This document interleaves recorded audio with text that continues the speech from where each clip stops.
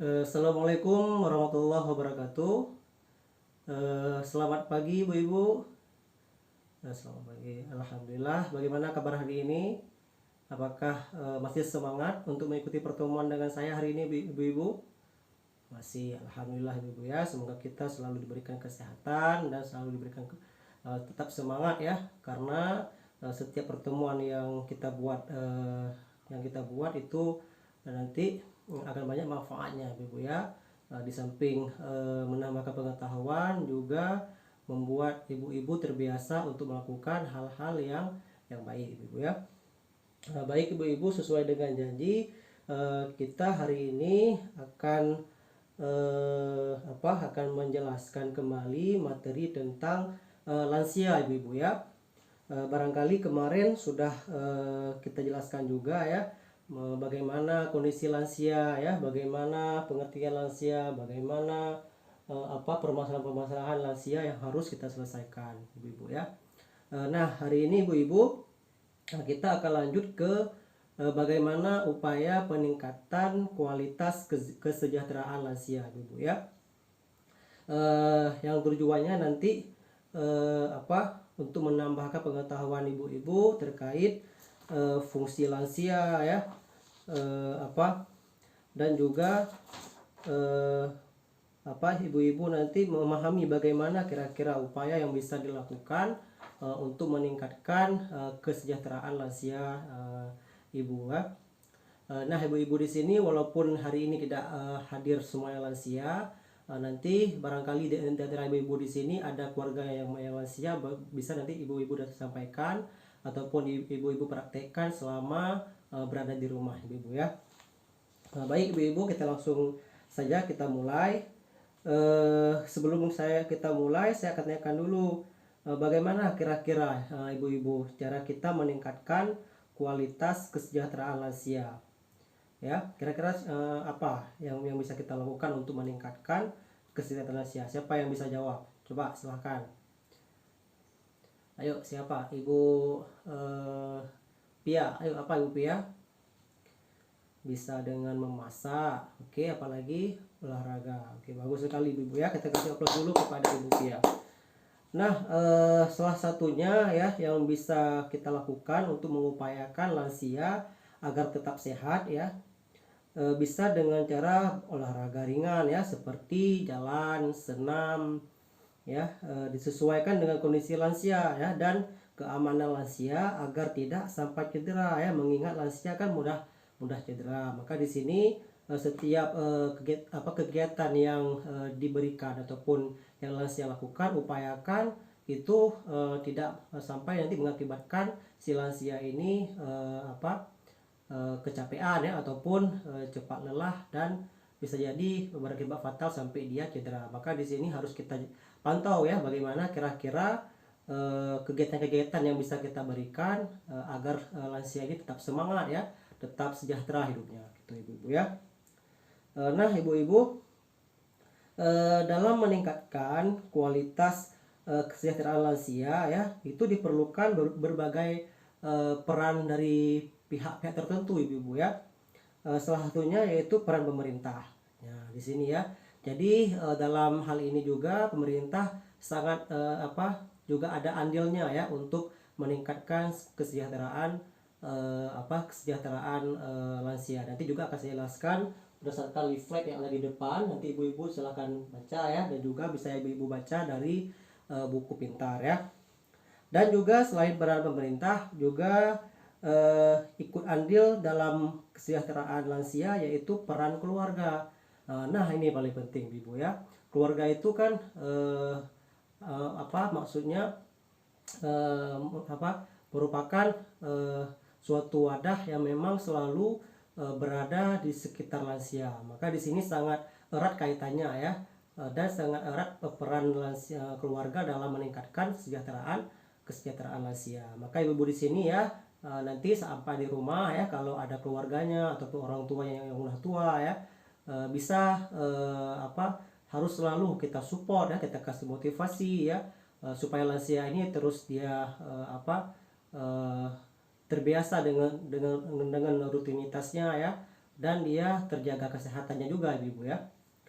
Nah, di sini juga selain peran keluarga, adanya peran masyarakat ya. Jadi ada 3 peran yang perlu dipahami untuk meningkatkan kualitas kesejahteraan lansia ya. Yang pertama yaitu peran pemerintah, yang kedua peran keluarga, dan juga peran masyarakat ibu ya. Nah, ibu-ibu ya, perlu juga saya sampaikan kira-kira dalam peran pemerintah ya. Di sini diupayakan bahwasanya lansia ya itu yang sering diberikan oleh pemerintah biasanya itu berupa bantuan sosial ya, misalnya seperti bantuan PKH ini ya, ataupun ada bantuan lain yang ditampung oleh Kementerian Sosial gitu ya. Dan bantuan sosial ini juga ditunjukkan kepada lansia-lansia yang kurang mampu ya, yang memang lansianya yang tidak ada lagi keluarganya mungkin ya, bisa jadi keluarga lansia yang berada di panti lansia ya, khususnya lansia yang terlantar ya. Juga melindungi lansia dengan peraturan yang mengakomodasi kebutuhan lansia tentang aksesibilitas ya, kemudahan sarana dan juga prasarana, kemudahan dalam pelayanan, dan juga administrasi kesehatan. Nah, ini ibu-ibu silakan ini ya, ada juga di depan ya, di flipchart ini ada 4 peran pemerintah dalam mengupayakan kesejahteraan lansia ya. Yang pertama yaitu bisa ibu baca-baca juga ya di buku pintarnya.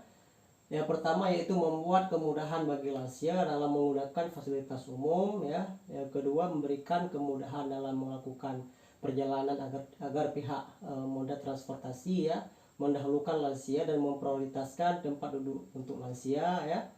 Memberikan pelayanan khusus bagi lansia di puskesmas ya, memberikan layanan loket khusus dan kekeringanan biaya untuk pembelian tiket di tempat rekreasi, tiket ataupun perjalanan. Nah, keempat peran ini ya barangkali ini sangat penting ya untuk dipahami ya, supaya lansia di sekitar kita itu selalu terjaga ya dari hal-hal yang tidak kita inginkan ya, apakah itu kekerasan misalnya ya, ataupun kejadian-kejadian yang tidak bisa kita duga ibu ya. Nah, ibu-ibu, perlu dipahami juga di sini pemerintah tidak dapat bekerja sendiri ya untuk melindungi dan meningkatkan kesejahteraan lansia ya. Jadi perlu juga peran keluarga ya dalam hal meningkatkan kesejahteraan lansia ya. Karena keluarga ini kan yang selalu ketemu lansia ya, yang selalu berhadapan dengan lansia ya, yang memang dia paham betul bagaimana kondisi lansia ya. Nah, keluarga dan masyarakat juga bertanggung jawab untuk hal itu ya. Kira-kira sejauh ini ada yang ingin ditanyakan ya, kira-kira apa yang bisa dilakukan oleh keluarga dalam hal meningkatkan kesejahteraan lansia? Ayo, siapa yang bisa memberikan pendapatnya? Silahkan. Ayo ibu-ibu, semangat ibu ya. Kita hanya sebentar saja hari ini ibu. Apa kira-kira yang dapat dilakukan oleh keluarga untuk meningkatkan kesejahteraan lansia? Misalnya di rumah ya, menyediakan ruangan khusus lansia ya, upayakan lansia tidak berada pada area-area yang berbahaya, misalnya kamar mandi misalnya ya, yang kondisi lantainya licin ya. Karena kan lansia ini kan dia udah rapuh kondisinya ya, maka harus kita waspadai hal seperti itu ya. Ada juga banyak hal yang lainnya yang bisa kita lakukan untuk mengurangi permasalahan pada lansia ya, sehingga lansia ini tetap terjaga dan juga terlindungi. Sedangkan pada masyarakat, kira-kira apa yang bisa diberikan untuk meningkatkan kesejahteraan lansia? Ayo, siapa di sini? Coba boleh Bu Pia, boleh Ibu Nisa, boleh Ibu Mega ya, silakan Ibu. Siapa yang bisa memberikan pendapatnya kalau dari masyarakat? Ayo Ibu. bisa dengan menyediakan misalnya membuat sebuah komunitas khusus lansia ya, misalnya arisan lansia gitu ya, ataupun ini ya bisa dengan senam lansia ya, kira-kira seperti itulah ibu-ibu ya, beberapa hal kegiatan yang bisa meningkatkan lansia di masyarakat. Nah di sini ibu-ibu di akhir pertemuan hari ini juga saya akan jelaskan sedikit ini ya, yuk peduli pada lansia. Kira-kira inilah ya langkah-langkah ataupun poin-poin yang perlu dipahami agar kita selalu menjaga lansia ya, supaya selalu terjaga kesejahteraan lansia. Yang pertama yaitu menyediakan makanan sehat ya, termasuk meningkatkan untuk makan ya, memperhatikan kesehatannya, termasuk mengantarkannya ke puskesmas ya, rumah sakit kamar yang layak ya, mengingatkan untuk beribadah, memberikan kesempatan untuk berolahraga ya ringan, termasuk menemaninya berjalan pagi, menyediakan pakaian yang pantas dan bersih, menjadi pendengar yang baik, mengasihi orang tua dengan tulus, memperhatikan kedekatan hubungan antara suami dan istri lansia, memberikan kesempatan untuk kegiatan sosial lainnya bersama-sama ya, tetangga, teman-temannya ya, juga memberikan kegiatan yang merangsang memori dan juga daya ingatnya seperti membaca, mengisi, dan teka-teki silang. Jadi ini merupakan intervensi ataupun perlakuan-perlakuan yang bisa kita berikan dalam hal peduli terhadap lansia, apakah itu dalam keluarga ataupun dalam masyarakat ibu-ibu ya. Nah ibu-ibu sejauh ini kira-kira ada yang ingin ditanyakan? Ayo siapa? Saya persilakan. Baik ibu-ibu, kalau tidak ada lagi yang bertanya, saya rasa cukup dulu pertemuan hari ini.